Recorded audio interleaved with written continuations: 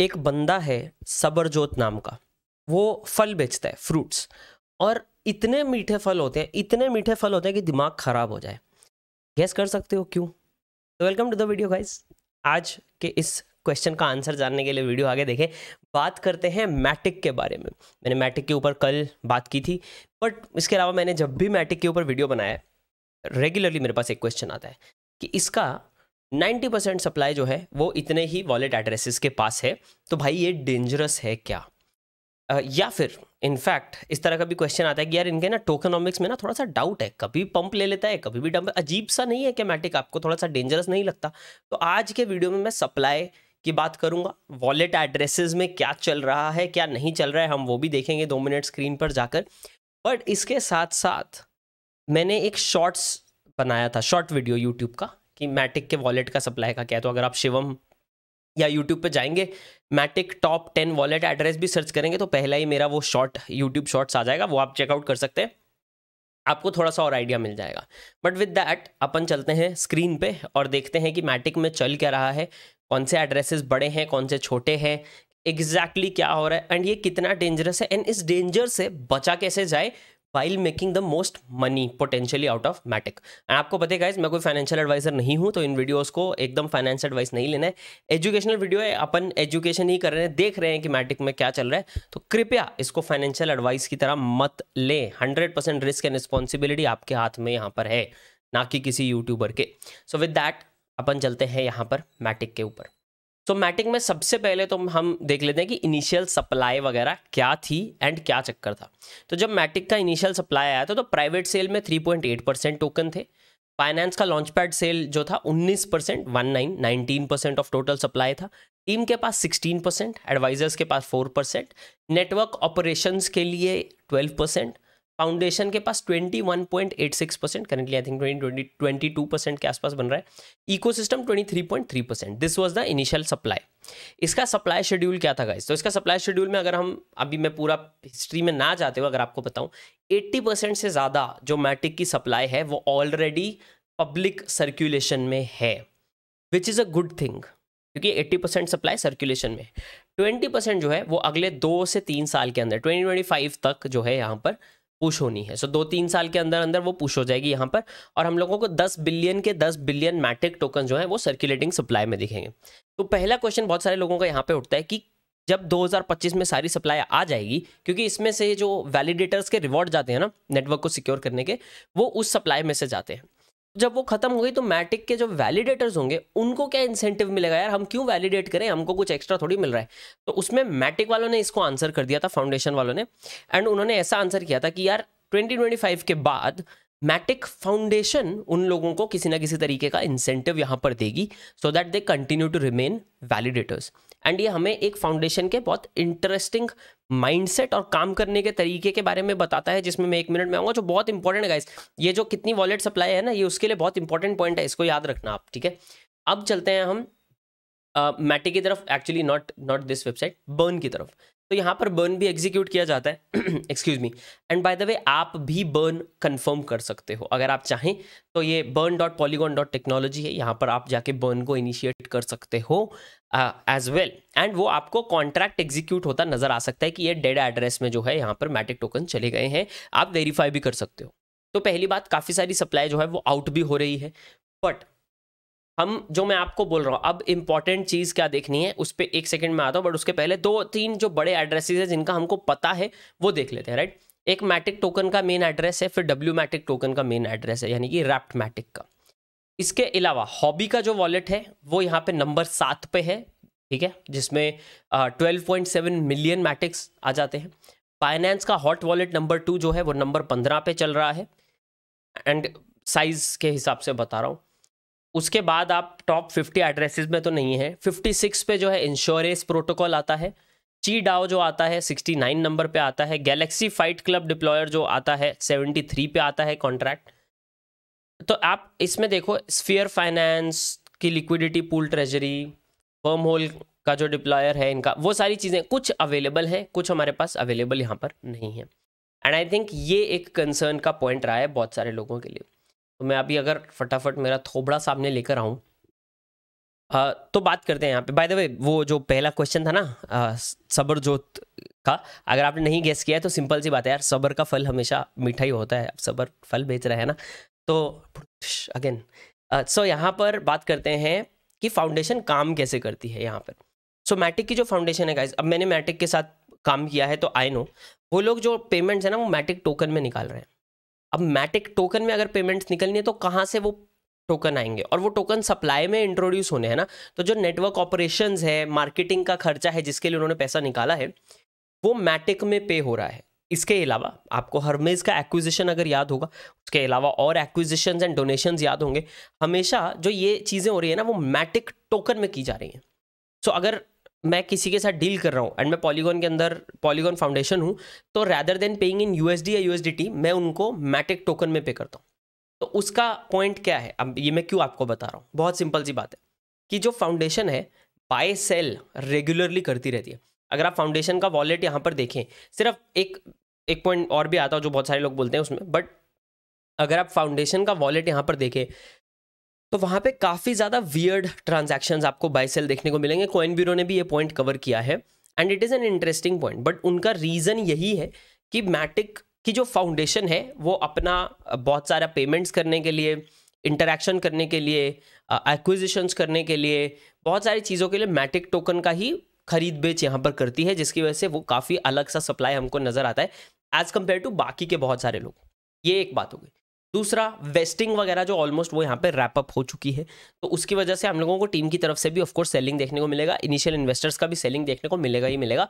जब भी वो चीज़ें लॉन्च होती हैं, सप्लाई बढ़ती जाती है, वो तो देखने को मिलना ही है। तो इसलिए जो मैटिक का जो पूरा जो प्रोसेस, बिकॉज मैटिक में लोगों ने बहुत पैसा बनाया, तो उसका जो प्राइस है ना वो काफ़ी वियर्ड तरीके से अप डाउन होता है। अब क्या ये सारी चीज़ों का मतलब ये है कि आपको मैटिक खरीद लेना ही चाहिए? I don't know, right. वो तो आपके पोर्टफोलियो में सूट होता है नहीं होता है, ये तो आपका कॉल है, राइट। मैं पर्सनली मैटिक होल्डर हूँ, this I can tell you, and long term holder हूँ। अब वो चल गया तो बहुत अच्छी बात है, फेल हो गया तो भी कोई प्रॉब्लम नहीं है, क्योंकि पोर्टफोलियो में एलोकेशन बहुत कम है। उस पर भी आता हूँ मैं, कैसे बचना है इन चीज़ों से, जो अगर कुछ गलत हो रहा हो तो आपको, हम लोगों को नहीं पता लगता। इन्फॉर्मेशन असिमेट्री बोलते हैं, किसी के पास ज़्यादा इन्फॉर्मेशन है, यानी कि वेल्स के पास यूजुअली ज़्यादा इन्फॉर्मेशन रहती है, मेरे और आपके जैसे लोगों के पास कम इन्फॉर्मेशन रहती है, तो उसमें इन्फॉर्मेशन असिमेट्री आ जाती है, जिसकी वजह से यहाँ पे रिटर्न्स अफेक्ट हो जाते हैं। तो उससे मैं बचूँ कैसे? हेजिंग और डाइवर्सिफिकेशन से। तो उसमें मैं 1 मिनट में आता हूँ। तो फाउंडेशन को काम कैसे करती है वो आपको पता लग गया। अब फाउंडेशन के वॉलेट से काफ़ी सारे पैसे इधर उधर होने हैं, यानी कि मैटिक टोकन इधर उधर होने हैं। ये एक। दूसरा कंसर्न है कि मैटिक का कौन सा वॉलेट क्या है यही पता नहीं है, और ये उन्होंने अभी तक पब्लिक किया नहीं है। इसमें आई थिंक इट इज़ ओके, मतलब लोगों को है यार आप सबका वॉलेट बताओ, जैसे विटालिक ब्यूटेरिन का वॉलेट सबको पता है। आई थिंक वो डेंजरस हो जाता है थोड़ा। डेंजरस क्यों हो जाता है गाइज, आप ये समझें। अब अगर किसी के वॉलेट में 10 लाख मैटिक पड़ा है, राइट, या 50 लाख मैटिक पड़ा है, that is a problem, right. क्योंकि और उनकी आइडेंटिटी अगर पब्लिक हो जाए और वो एक इंसान है, तो उनको सेफ्टी, लाइफ की सेफ्टी वाली बात आ जाती है। तो I think it is okay. Foundation wallet आ गया। अब इसमें अगर कोई बड़ी इंस्टीट्यूशनल एंटिटी है, उनका वॉलेट पब्लिक हो जाए, फाइन, बट इंडिविजुअल लोगों का, यानी कि टीम का, यानी कि संदीप नायलवाल का, जयंती काननी का, इनका wallet I don't think public होना चाहिए। इनको डॉक्स ज़रूर कर लो अगर करना है तो उन वॉलेट्स को, बट वो इन्फॉर्मेशन कहीं ना कहीं निकल आती है, एंड वो पूरा का पूरा अगर पब्लिक हो जाता है तो उनकी सेफ्टी का प्रॉब्लम आता है। So that is fine. अब बात आती है कि अगर ये सारे कंसर्न्स भी हम देखें तो भी टॉप वॉलेट्स के पास इतनी सप्लाई बनती है, वो कभी भी डंप कर सकते हैं। तो पहली बात, जो मैटिक का इकोसिस्टम है ना वो काफ़ी ज़्यादा एक्टिव है, तो वहाँ पे हमें कभी भी डंप, कभी पंप देखने को मिलेगा। मैटिक का प्राइस एक्शन हमेशा से ऐसा रहा है। अब उससे बचा कैसे जाए, राइट, क्योंकि हम उसको चेंज नहीं कर सकते। This is true.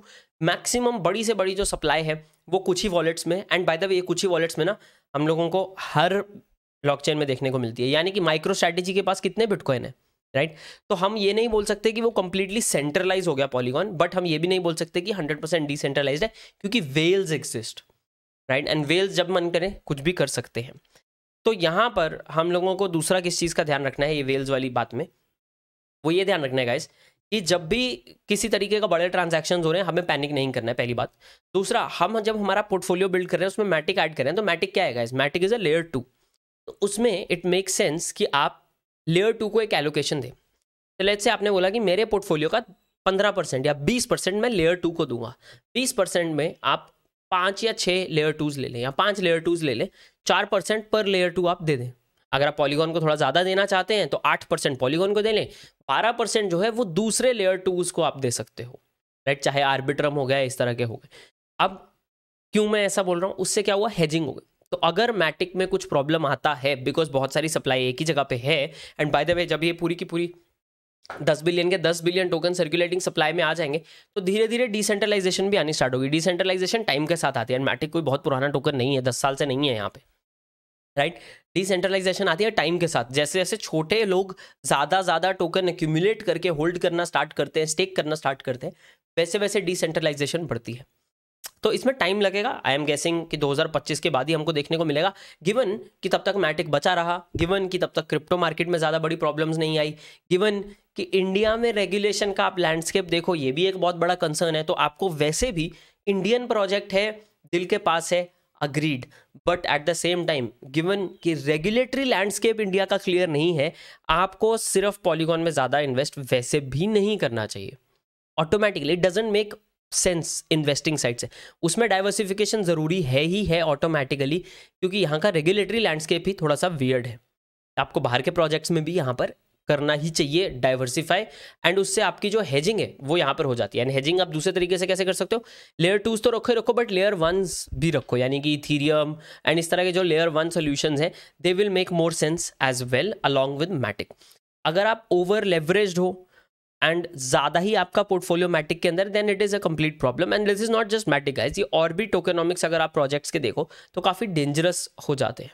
बहुत सारे लोग बोलते हैं यार ऐसा है इसलिए मैं लूंगा ही नहीं बिल्कुल भी, विच इज़ फाइन अगर वो आपका चॉइस है, but I think that is a mistake, क्योंकि मैटिक के पास बहुत बड़ा एक ब्रांड वैल्यू आ चुका है, मैटिक का हवा बहुत ज़्यादा है, एंड हवा जहाँ पे होता है वहाँ पे वॉलेटिलिटी होती है, और जहाँ पे वॉलेटिलिटी होती है वहाँ पे पैसा बनाने का चांस भी होता ही होता है। तो ऐसा नहीं है कि मैटिक की तरफ देखना ही नहीं चाहिए, बट ऐसा भी है कि मैटिक की तरफ देखते हुए और जगहों पे भी थोड़ी सी नज़र आप बनाकर रखें, सिर्फ मैटिक से प्यार में ना पड़े। हालांकि टेक्नोलॉजी साइड से, अब ये तो टोकेनोमिक्स और पैसा बनाने की बात है, बट टेक्नोलॉजी साइड से, एक्विजिशन साइड से, बिजनेस करने के तरीके वाली साइड से, कार्बन नेगेटिव यानी कि एनवायरनमेंट पे एक पॉजिटिव इम्पैक्ट करना है वाली साइड से, आई थिंक मैटिक बहुत अच्छा काम कर रहा है। इफ़ नॉट एनीथिंग एल्स उनके एफर्ट्स बहुत अच्छे हैं एंड सही डायरेक्शन में है, मेरा ऐसा मानना है, जितना मेरा व्यू पॉइंट है इसमें। कोई मैं बहुत बड़ा 30 मार्क का नहीं हूँ, but what ever I feel मैं वो आपके साथ यहाँ पर इस वीडियो में शेयर कर रहा हूँ। तो ये करंट सिचुएशन है, एंड मेरा ओपिनियन इन चीज़ों के बारे में ऐसा है ना। आपके लिए क्या सेंस बनाता है वो आपको देखना पड़ेगा। एक यूट्यूबर आपको जो बता रहा है नॉट नेसेसरीली 100% वो आपके लिए सेंस बनाएगा। क्यों? क्योंकि गाइस आपकी सिचुएशन मेरी सिचुएशन अलग होगी, तीसरे बंदे की अलग होगी, चौथे की अलग होगी, पांचवें की अलग होगी। किसी भी दो लोगों के सेम पोर्टफोलियो नहीं हो सकते, एंड उनको सेम इन्वेस्टिंग एडवाइस अप्लाई कभी भी नहीं करना चाहिए, इट इज़ अ मिस्टेक। तो दैट्स इट, ये है आज का वीडियो। होप इसमें आपको थोड़ी सी क्लैरिटी मिली है मैटिक को लेकर, एंड मैटिक वाले कैसे ऑपरेशंस कर रहे हैं, किस तरीके से काम करते हैं, जिसकी वजह से उनके वॉलेट्स में आपको वियर्ड ट्रांजैक्शंस देखने को मिलेंगी, एंड ये जो बहुत कम वॉलेट्स में बहुत सारा सप्लाई है उसको टैकल कैसे किया जाए, उससे उसका नेगेटिव इफेक्ट जो है आपके पोर्टफोलियो पे कम से कम कैसे आने दिया जाए, वो आपको आज के इस वीडियो में देखने को मिला होगा। अगर ऐसा है एंड आपको इस वीडियो से वैल्यू मिली है, आप इस तरह के वीडियोस और देखना चाहते हैं, तो नीचे आप मुझे कमेंट्स में बता सकते हैं, लाइक बटन पे मुक्का लगा सकते हैं। दूसरी बात गाइस, फाइनेंशियल फंडा चैनल पे आज जो है अपन वीडियो करेंगे फ्लेक्सी कैप फंड्स के बारे में। आप में से 2-4 लोगों ने पूछा था फ्लेक्सी कैप फंड्स टॉप कौन से हैं वो बता दो, तो आज शाम को वो वीडियो आएगा, तो आप उसके लिए तैयार रह सकते हैं। उसके अलावा फाइनेंशियल फंडा पे ऐसे बहुत सारे और वीडियोज आते हैं, तो वो चैनल भी आप चेकआउट जरूर करें, नीचे डिस्क्रिप्शन में लिंक मैंने आपके लिए दे रखा है। दैट्स इट गाइस, मिलते हैं अगले वीडियो में, तब तक के लिए बाय एंड टेक केयर।